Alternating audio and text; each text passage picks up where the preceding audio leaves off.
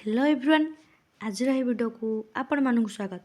तो पिलाने आज भिडियोटी तुम समस्त बहुत गुरुत्वपूर्ण होगा जाऊँगी कारण पिला माने तुम मानकर बहुत कमेंट आसूची ना पिला माने ना आमर केबे आसीबा आमर result second semester Utkal university कौन कहले पे Utkal university second semester result केतेले आसीबो।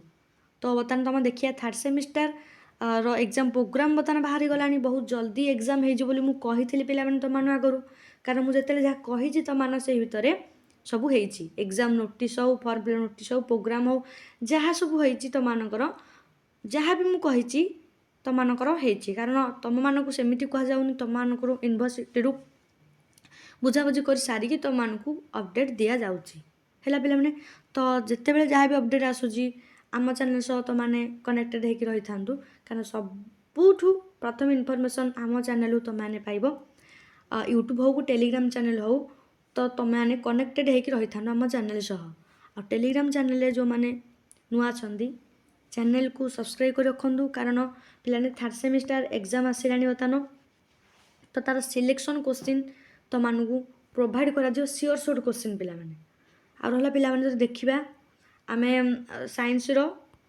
Already all honours selection question दिया सरी एक्सेप्ट मैथ आला पे माइनर सिलेक्शन क्वेश्चन दिया सरी भी बीएससी एमडीसी सबू सरी तो मैंने प्लेलिस्ट को जाकि देखिपर से सब सिलेक्शन क्वेश्चन प्लेलिस्ट गोटे शेयर करदेवी तुम मान सहित जी दिखाई बस से तुम मानक पढ़ी जबार अच्छी तुम पढ़ी जाऊँ पे तुम A+ ना ओ ग्रेड किसी व्यस्त हवा दरकार ना पे थर्ड सेमिस्टर रे तुम मैंने बहुत भल हम एग्जाम तुम मानकर खाली जी दिखाऊँ तुम्हें से पढ़ी जाओ आम चैनल सह कनेक्टेड होकर रुह ता पूर्व जी सब ता एग्जाम पूर्व से छोट क्वेश्चन जी आसूँ तो मैंने से जहाँ भी आसूँ देखिकी जाओ आउ रहा पे आर्ट्स पिला कथा देखा आर्ट्स पिलाकर पे एपटे तो टिके भाईर मैरेज थिला तो से व्यस्त हो जाइली तो आर्ट्स पिला सिलेक्शन क्वेश्चन बर्तमान आसीज तो मैंने व्यस्त हुंतुनि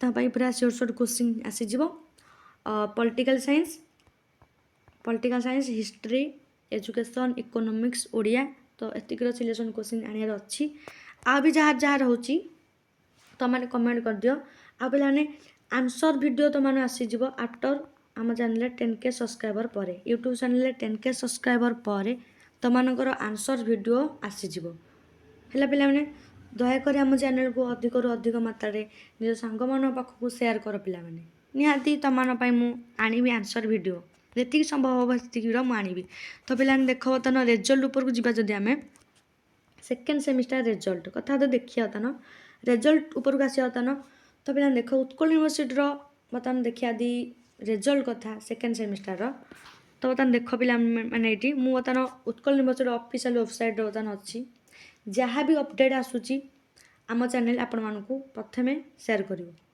पे तो देख पे रिजल्ट ये शो कर तुम सेकेंड सेमिस्टर रिजल्ट ये जिते आसो तुम मानक ये शो कर एनईपी अंडर जो मैंने पढ़ुच 2024 बैचर से रिजल्ट ये शो कर पे देख ये बर्तमान किसी अपडेट आसनी तो केबे आसो पे बहुत कमेंट करना केबे मैम आसो आमर रिजल्ट थर्ड सेमिस्टर एग्जाम हम आसलानी तो पे कही तुम मानकर एग्जाम बहुत जल्दी हो तो देख बहुत जल्दी हो गला आउ रहा पे तुम रिजल्ट कथा देखिए जब आम रिजल्ट कथा देखा देख केबे आमर रिजल्ट आस बर्तमान तो ये देख तुम एग्जाम 11 स्टार्ट हो कौन कहले पे 11 स्टार्ट हो पे तुम जो सेकेंड सेमिस्टर एग्जाम देल से दिन ठू तुम मानकर खाता रेखा तो जल्दी स्टार्ट हो जाता तो बर्तमान देखा पे अलरेडी तुम खाता रेखा सरी जाइए आर रिजल्ट खाली पब्लिश हवा बाकी अच्छी है पे खाता रेखा तुम अलरेडी सरी जाइए जो तुम रही जेबेठू एग्जाम तुम सर 2 मास भितर मोस्टली 2 मास भितर तुम रिजल्ट बाहर जाए जेहेतु तुम एग्जाम बर्तमान 11 रु स्टार्ट होगा जाऊँगी फेब्रुआरी 11 रु तो पे बर्तमान देखिए जदि आज तो देखा ये डेट बर्तमान आमर अच्छी जदि 29/1/26 तो पे मोस्टली देखिए तुम मानकर 10 रु 11 दिन भितर तुम रिजल्ट आसीज କ'ଣ କହିଲେ ପିଲାମାନେ 10ରୁ 11 ଦିନ ଭିତରେ ତୁମର ରେଜଲ୍ଟ ଆସିଯିବ। ମୋଷ୍ଟଲି ବେଶୀ ଦିନ ନୁହଁ, ସେ 10 ଦିନ ଭିତରେ ତୁମମାନଙ୍କର ରେଜଲ୍ଟ ପଳେଇ ଆସିବ। ସେକେଣ୍ଡ ସେମିଷ୍ଟାର ରେଜଲ୍ଟ ଉତ୍କଳ ୟୁନିଭର୍ସିଟିର। ତ ପିଲାମାନେ ରେଜଲ୍ଟ ତ ତା ବାଟରେ ରହିବ। ତୁମମାନଙ୍କ କାମ ହେଉଛି ବର୍ତ୍ତମାନ ଥାର୍ଡ଼ ସେମିଷ୍ଟାରକୁ ପ୍ରାୟୋରିଟି ଦେବା, କାରଣ 3ଟା କୋର୍ ପେପର୍, ତା ସହିତ ମାଇନର୍ ପେପର୍ ହେଲା ପିଲାମାନେ, ତା ସହିତ MDC, ତା ସହିତ VAC, ଏତିକି ଟପିକ୍ ତୁମମାନଙ୍କର ଅଛି, ତ ତାକୁ ପୁଣି କଭର୍ କରିବାର ଅଛି। ତ ପିଲା ମୁଁ ଜାଣିଛି ଫାର୍ଷ୍ଟ ସେମିଷ୍ଟାରରେ ଅଧିକାଂଶ ପିଲାଙ୍କର ବ୍ୟାକ୍ ଲାଗିଥିଲା, ହେଲେ ପିଲାମାନେ ମୁଁ ଜାଣିଛି, କାରଣ ଆମ କଲେଜରେ ଦେଖିବାକୁ ଗଲେ ସେଠି ମାନେ ଏଜୁକେସନ୍ ଗୋଟେ ଅନର୍ସର ସେଠି ମାନେ ଟୋଟାଲ୍ 2 ଜଣ ପିଲାଙ୍କୁ ଛାଡ଼ିକି ଆଉ ସମସ୍ତଙ୍କର ବ୍ୟାକ୍ ଲାଗିଥିଲା। ତ ପିଲାମାନେ ସେ ଅନୁସାରେ ପିଲାମାନେ ପଢ଼ାପଢ଼ି କର, ଖାତାରେ କଡ଼ାକଡ଼ି ହେଇଯାଉଛି ବର୍ତ୍ତମାନ ଧୀରେ ଧୀରେ। ତୁମେ ଏବେଠୁ ପଢ଼ାପଢ଼ି ଷ୍ଟାର୍ଟ କର, ଯେତିକି ସିଲେକ୍ସନ୍ କୋଶ୍ଚିନ୍ ଦିଆହେଇଛି ପିଲାମାନେ ସେତିକି ପଢ଼, ଖାଲି ତୁମମାନଙ୍କ ହାତରେ ଆଉ ଟାଇମ୍ ନାହିଁ। 11 ତାରିଖରେ ତୁମମାନଙ୍କର ଏକ୍ଜାମ୍ ଷ୍ଟାର୍ଟ ଦେଉଛି, ଆଉ ଗ୍ୟାପ୍ ବି କିଛି ଦେଇନି ଯେ ତୁମମାନେ ଗୋଟେ ଦିନ ଭିତରେ ଯାହା ପଢ଼ିବ ତୁମମାନେ ଏବେଠୁ ହିଁ ପଢ଼। ନେକ୍ସଟ ଭିଡ଼ିଓ ତୁମମାନଙ୍କ ଉପରେ ଆଣିବି କେମିତି ତୁମମାନେ 9 SGPA ଉପରକୁ ରଖିବ ପିଲାମାନେ, ଇଜିଲି ରଖିବ କେମିତି, ସେ ଟିପ୍ସ ଯଦି ତୁମେ ଫଲୋ କରିବ ନା, ତାହେଲେ ତୁମମାନଙ୍କ ନିହାତି ପିଲାମାନେ 9 SGPA ଉପରକୁ ନିହାତି ପିଲାମାନେ ତୁମର ଆସିଯିବ। ଯେତିକି ଦିଆହେଉଛି ବାସ୍ ସେତିକି କର। ଆଉ ପିଲାମାନେ ଆମ ଚ୍ୟାନେଲ୍ ସହ କନେକ୍ଟେଡ଼ ହେଇକି ରହିଥାନ୍ତୁ। ପିଲାମାନେ ଯେହେତୁ ନୋଟ୍ସ ଥାର୍ଡ଼ ସେମିଷ୍ଟାର କଥା କହିବି, ଯଦି ନୋଟ୍ସ ମୁଁ ଟେଲିଗ୍ରାମ ଚ୍ୟାନେଲରେ ସେୟାର କରିଦେବି, 2-3 ଦିନ ଭିତରେ ସବୁ ନୋଟ୍ସ ସେୟାର କରିଦେବି। ଯାହା ବି ସିଲେକ୍ସନ୍ କୋଶ୍ଚିନ୍ ମୁଁ ଦେଇଛି ତାର PDF ଗୁଡ଼ା ବି ମୁଁ ଚ୍ୟାନେଲରେ ସେୟାର କରିଦେବି। ଯେଉଁମାନେ ଜଏନ୍ ହେଇନାହଁ ଡେସ୍କ୍ରିପ୍ସନ୍ରେ ମୁଁ ଲିଙ୍କ୍ ଦେଇଦେବି, ସେଠି ତୁମେ ଜଏନ୍ ହେଇପାରିବ। ଆଉ ପିଲାମାନେ ଚ୍ୟାନେଲ୍ର ମେମ୍ବରସିପ୍ ଯେଉଁମାନେ ବି ନେବା ପାଇଁ ଚାହୁଁଛନ୍ତି, ଆମ ୟୁଟ୍ୟୁବ୍ ଚ୍ୟାନେଲ୍ର ମେମ୍ବରସିପ୍ ତୁମମାନେ ନେଇପାରିବ। ଏକ୍ଜାମ୍ ଟାଇମ୍ରେ ତୁମମାନଙ୍କୁ ବହୁତ ହେଲ୍ପଫୁଲ୍ ମିଳିବ।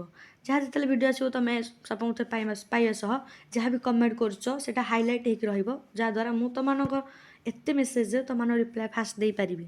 ଆଉ ରହିଲା କିଛି ମେମ୍ବରସିପ୍ ପାଇଁ କିଛି ଭିଡ଼ିଓ ଏକ୍ସଟ୍ରା ଆସୁଛି, ଏକ୍ଜାମ୍ ପୂର୍ବରୁ କିଛି ସର୍ଟ କୋଶ୍ଚିନ୍, ତ ସେଟା ବି ତୁମମାନେ ଦେଖିପାରିବ। କେବଳ ମେମ୍ବରସିପ୍ ପିଲାମାନେ ଯେଉଁମାନେ ନେଇଥିବେ ସେମାନେ ଦେଖିପାରିବେ। ହେଲା ପିଲାମାନେ, ତ 11ରୁ ଷ୍ଟାର୍ଟ ହେଉଛି ତୁମମାନଙ୍କ ଏକ୍ଜାମ୍। ରେଜଲ୍ଟ ମୁଁ କହିଲି ମୋଷ୍ଟଲି 10 ଦିନ ଭିତରେ, ବେଶୀ ନୁହଁ 10 ଦିନ ଭିତରେ ତୁମମାନଙ୍କ ରେଜଲ୍ଟ ଆସିବାକୁ ଯାଉଛି। ରେଜଲ୍ଟ ବହୁତ ଶୀଘ୍ର ତୁମମାନଙ୍କର ଆସୁଛି, 10 ଦିନ ଭିତରେ। ହେଲା ପିଲାମାନେ, କାରଣ 10 ଦିନ ଭିତରେ ତୁମମାନଙ୍କର ରେଜଲ୍ଟ ବାହାରିକି ଆସୁଛି, କାରଣ ଖାତା ଲେଖା ଅଲରେଡ଼ି ସରିଗଲାଣି ତୁମର। ହେଲା ପିଲାମାନେ, ଖାଲି ରହିଛି ତୁମମାନଙ୍କ ରେଜଲ୍ଟ ପବ୍ଲିଶ ହେବାଟା ତୁମର ବାକି ଅଛି।